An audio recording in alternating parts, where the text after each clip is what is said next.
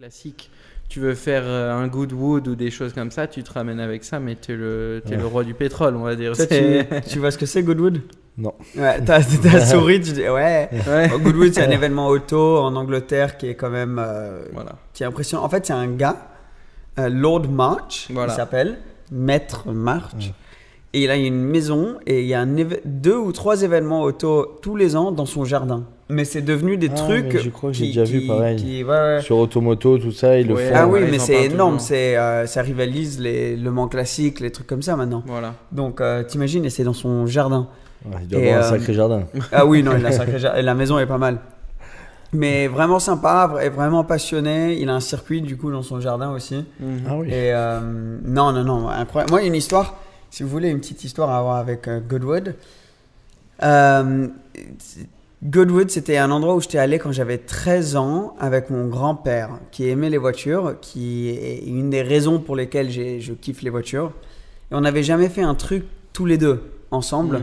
Et un jour, j'avais commencé YouTube, j'avais un ami qui était dans les voitures qui me donne 2 tickets pour aller à Goodwood. Donc on prend les 2 tickets, on va à l'événement.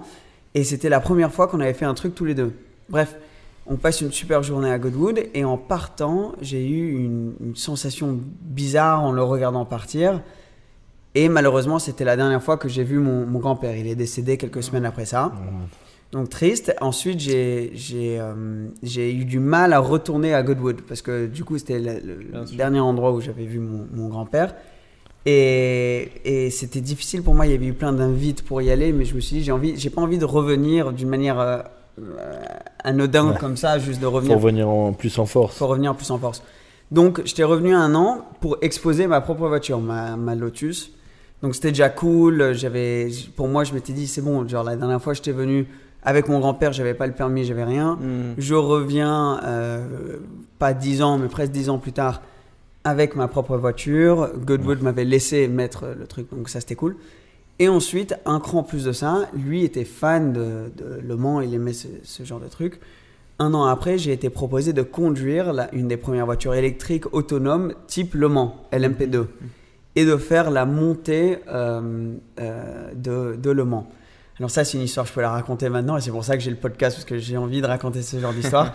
Et je peux le dire maintenant, mais je pense que sur le moment, les gens qui étaient dans le truc, ils n'auraient pas aimé savoir ça, mais bon, voilà. J'arrive et clairement, donc c'était avec une marque, clairement, ils pensaient que j'étais vraiment genre pilote avec beaucoup d'expérience. Ah ouais. Donc je sais conduire un truc, mais j'ai pas non plus, tu vois, j'ai jamais fait Le Mans.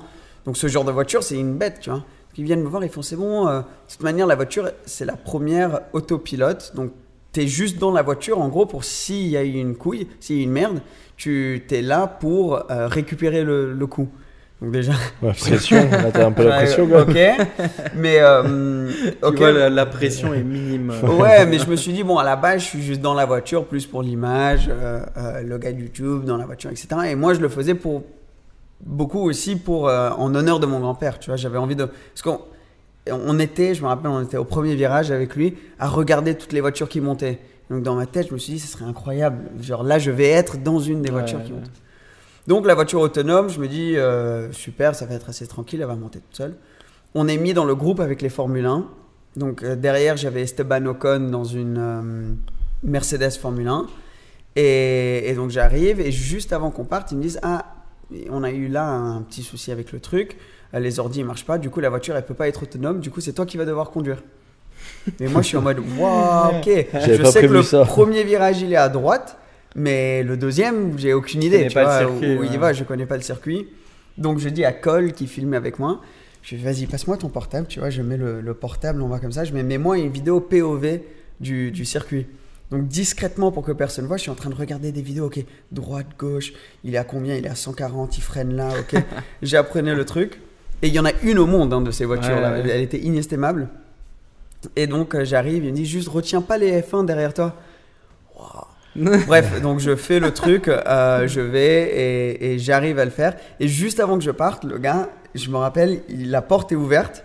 Il me fait juste pour que tu saches, dans la ligne droite, le record qu'on a, c'est 180 ou 160 J'imagine que tu pourras pas faire plus que ça. Bam, il ferme la porte. Ouais, et donc toi, dans ta tête, je freine pas avant, sans. Donc bref, j'ai fait ça. Donc après une ligne droite, si on connaît Goodwood, donc il y a 2 virages à droite. Tu arrives dans une ligne droite. J'arrive dans cette ligne droite. Je suis à 165. J'arrive à passer ce truc. Je freine. Je bloque un peu les freins.